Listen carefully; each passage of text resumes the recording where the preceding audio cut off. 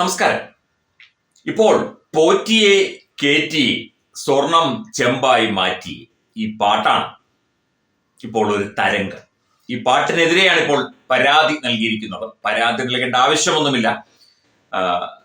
തീർച്ചയായിട്ടും നിയമപ്രകാരം ഒരു മതത്തെയോ മതവികാരങ്ങളെയോ വ്രണപ്പെടുത്തുന്ന ഒന്നും ആ പാട്ടിലില്ല. ആ പാട്ടിലാകെയുള്ളത് സഖാക്കളാണേ അയ്യപ്പ എന്ന് പറഞ്ഞതാണ്. അത് കേട്ടപ്പോൾ സഖാക്കൾക്ക് സഹിച്ചില്ല. ഇവിടെ ഹിന്ദു വികാരം വ്രണപ്പെടുത്തി എന്ന് പറഞ്ഞ് മുന്നിൽ നിൽക്കുന്നത് സഖാക്കളാണ്. ഹിന്ദു വികാരമോ? സഖാക്കൾക്ക് എന്നു മുതലാണ് ഹിന്ദു വികാരവും ഹിന്ദു മതത്തോടുള്ള സ്നേഹവും ഹിന്ദുക്കളോടുള്ള ആ ഒരു സമഭാവനയും ഒക്കെ ഉണ്ടായത് ഇലക്ഷന് തോറ്റ് തുന്നം പാടിയപ്പോൾ. 2026 തോക്കും എന്ന് ഒരു തോന്നൽ വന്നപ്പോഴാണ് ഇപ്പോൾ ഈ പോറ്റിയെ കേറ്റിയെ പിടിച്ചുകൊണ്ട് വരുന്നത്. മാത്രമല്ല കടുത്ത തോൽവി മറയ്ക്കാൻ CPM അതിനെ മറികടക്കാൻ നടത്തുന്ന ശ്രമങ്ങളുടെ ഭാഗം കൂടിയാണ് ഈ പാട്ടിനെ ഇങ്ങനെ വിമർശിച്ചുകൊണ്ടും പാട്ടിനെതിരെ പരാതി കൊടുത്തുകൊണ്ടും പാട്ട് ഹിന്ദു വികാരം വ്രണപ്പെടുത്തി എന്ന് പറഞ്ഞുകൊണ്ടും നടക്കുന്നത്. ഒരു കാര്യം ചോദിച്ചോട്ടെ അപ്പ, ശബരിമലയിൽ ആചാര ലംഘനം നടത്തി യുവതികളെ കയറ്റാൻ മുന്നിട്ട് നിന്ന് നവോത്ഥാന നായകനാകാൻ ശ്രമിച്ച മുഖ്യമന്ത്രി ഇന്നെന്ത് ഹിന്ദുക്കൾക്ക് വേണ്ടി വാദിക്കുന്നു? അയ്യപ്പ സംഗമം നടത്തി കോടികൾ മുക്കി, ഒരു ഗുണവും ഉണ്ടായില്ല. ഇപ്പൊ പന്തളത്ത് മുനിസിപ്പാലിറ്റി കിട്ടിയില്ല എന്ന് പറഞ്ഞാണ് ചില ന്യായവാദങ്ങൾ ഉന്നയിക്കുന്നത്. അതവിടെ നിൽക്കട്ടെ. പന്തളത്തെ കാര്യം പന്തളത്തുകാർക്കറിയാം. പന്തളത്തെ BJP പ്രവർത്തകർക്കും അവിടുത്തെ BJP അനുഭാവികൾക്കും ജനങ്ങൾക്കും അറിയാം. എന്ന് മുതലാണ് ഹിന്ദുക്കളോട് ഇത്രയൊരു സ്നേഹവും പ്രണയവും ഒക്കെ പിണറായി വിജയനും CPM-നും ഒക്കെ വരുന്നത്?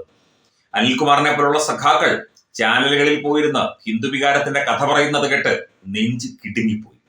2019 കേരളവർമ്മ കോളേജിൽ ആർത്തവരക്തം ഇറ്റുവീഴുന്ന ചിത്രം വരച്ച് അയ്യപ്പന്റെ പടം വരച്ച് ആഘോഷിച്ച് സകലമാന ഹൈന്ദവ വിശ്വാസികളെയും അപമാനിച്ച് അവഹേളിച്ചവരാണ് അന്ന് SFI-ക്കാരാ ചെയ്തത്. അവന്മാർക്കെതിരെ കേസെടുത്തു, പക്ഷെ ഒന്നും ആയില്ല.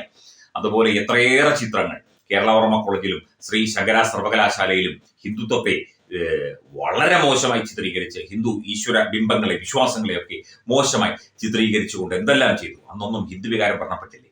ഇതിപ്പോ തെരഞ്ഞെടുപ്പിൽ തോറ്റു കഴിഞ്ഞപ്പോൾ 2026 തോക്കും എന്ന ഭയം വന്നപ്പോഴാണ് ഇവന്മാർക്ക് ഈ ഒരു ബുദ്ധി ഉദിച്ചത്. അത് ഇവിടുത്തെ ഹിന്ദുക്കൾക്ക് അല്ലെങ്കിൽ ഇവിടുത്തെ പൊതു സമൂഹത്തിന് അതൊക്കെ മനസ്സിലാകും. അതിനുള്ള ബോധ്യവും ബുദ്ധിയും ഒക്കെ ഇവിടുത്തെ ജനങ്ങൾക്കുണ്ട് എന്നുള്ള കാര്യം MV ഗോവിന്ദനും അനിൽകുമാറും പിണറായി സഖാവും ഒക്കെ ഒന്ന് മനസ്സിലാക്കണം.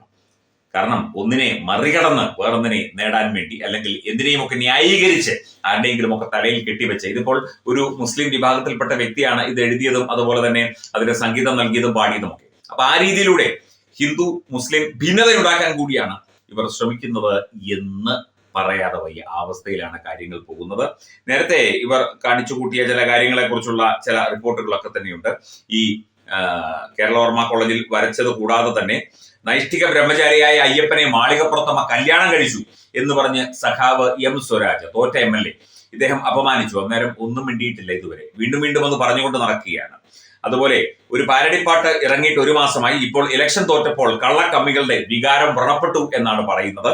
ഈ പാട്ടിൽ ഒരു സ്ഥലത്ത് പോലും അയ്യപ്പസ്വാമിയെ മോശമാക്കുകയോ വികലപ്പെടുത്തുകയോ ചെയ്യുന്നില്ല എന്ന് മാത്രമല്ല, അയ്യപ്പന്റെ സ്വർണം കട്ടവരെ നിശിതമായി വിമർശിക്കുകയാണ് ചെയ്യുന്നത്. സഖാക്കളാണ് സ്വർണം കട്ടത് എന്നുള്ള കാര്യം നമുക്കെല്ലാവർക്കും കൂടുതൽ ബോധ്യമായിരിക്കുകയാണ് ഇതോടുകൂടി.